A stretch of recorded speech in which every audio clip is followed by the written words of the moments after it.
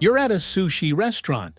The server brings your California roll, and there it is, that little dish of dark liquid. You pour a bit, dip your sushi, and that hit of salty, savory flavor just makes everything better. You've probably used soy sauce 1,000 times. Maybe you have a bottle in your kitchen right now. But here's something that might surprise you. Real soy sauce takes 6 months to make. 6 months of waiting while soybeans and wheat ferment in huge wooden barrels. The soy sauce at most restaurants? Made in 48 hours with acid and chemicals. No fermentation, no waiting, just chemistry. So how is real soy sauce actually made? What's happening during those 6 months? And why does the fake stuff taste close enough that most people can't tell the difference? Let's explore the process.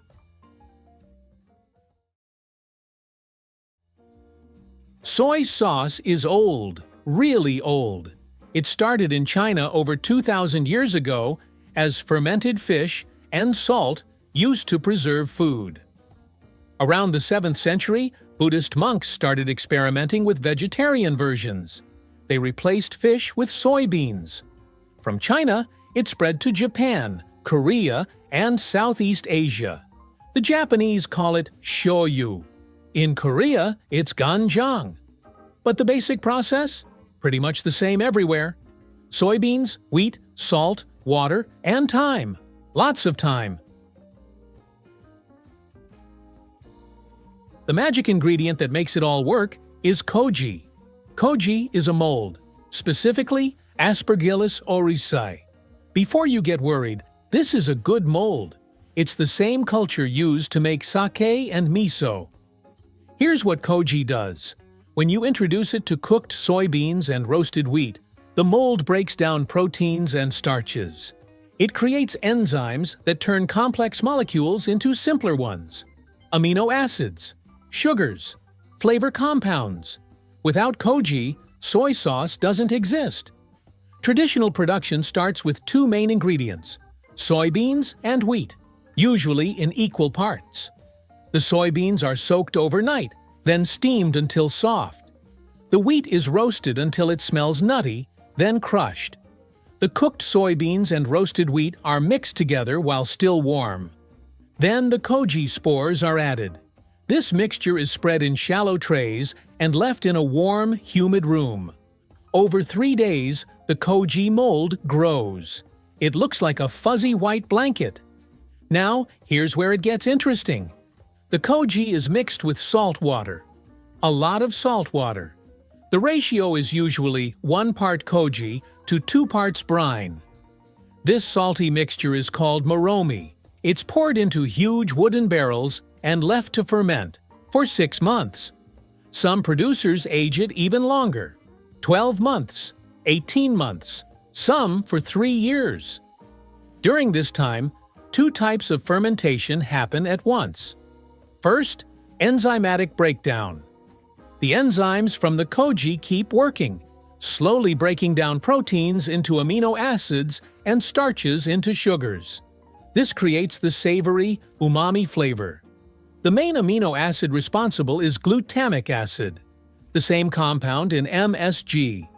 Second, microbial fermentation. Lactic acid bacteria and yeasts grow in the salty environment. They produce more flavor compounds, esters, alcohols, organic acids. The barrels are stirred occasionally to keep everything mixed. In traditional production, they're stored where temperature and humidity fluctuate naturally with the seasons. As months pass, the moromi changes. It starts thick and paste-like. Gradually, it becomes more liquid. The color deepens from light brown to dark mahogany. After 6 months, it's ready. The liquid is pressed out of the solids. This is raw soy sauce. It's filtered to remove particles, then pasteurized to stop fermentation. That's it. Soybeans, wheat, salt, water, koji, and time. Now let's talk about the other kind. The soy sauce in those little plastic packets at takeout restaurants? probably not made this way. There's a faster method called chemical hydrolysis. It's how most cheap soy sauce is produced. Here's the process. Soybeans are mixed with hydrochloric acid. The acid breaks down the proteins in hours instead of months. No fermentation, no koji, just chemistry. The result contains amino acids just like real soy sauce. But it doesn't have the depth, the complexity. All those flavor compounds from fermentation, they're not there. To make it taste closer to real soy sauce, producers add things. Corn syrup for sweetness, caramel coloring to darken it, sometimes a small percentage of real fermented soy sauce to improve the taste. This is called HVP soy sauce, hydrolyzed vegetable protein. Now here's the kicker. Most people can't tell the difference in a blind taste test. If you're dipping sushi or adding it to fried rice, the flavor is close enough. The real stuff is smoother, more complex.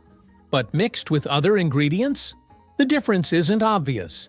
That's why HVP soy sauce dominates. It's cheaper, faster, good enough for most uses. Real fermented soy sauce costs more, sometimes 5 times more.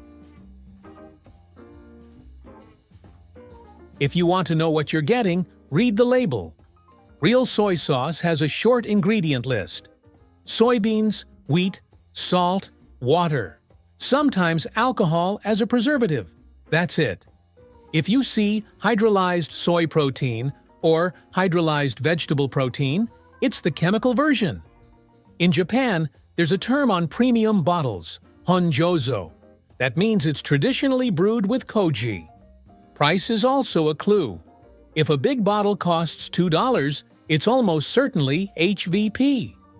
Real fermented soy sauce usually starts around $8 to $10. So, let's go back to that sushi restaurant. You dip your roll in that little dish of soy sauce. But now you know, real soy sauce is soybeans and wheat, transformed by koji mold over 6 months of fermentation. You know enzymes break down proteins into amino acids, creating that umami flavor. You know cheaper versions skip fermentation entirely, using acid to break down proteins in 48 hours. You know the differences on the label. The next time you pour soy sauce, you'll think about those wooden barrels. 6 months of patient waiting while microbes and enzymes do their work. That's the process. We reveal how things actually work, one story at a time. If there's something you'd like us to explore next, let us know. Until then, trust the process.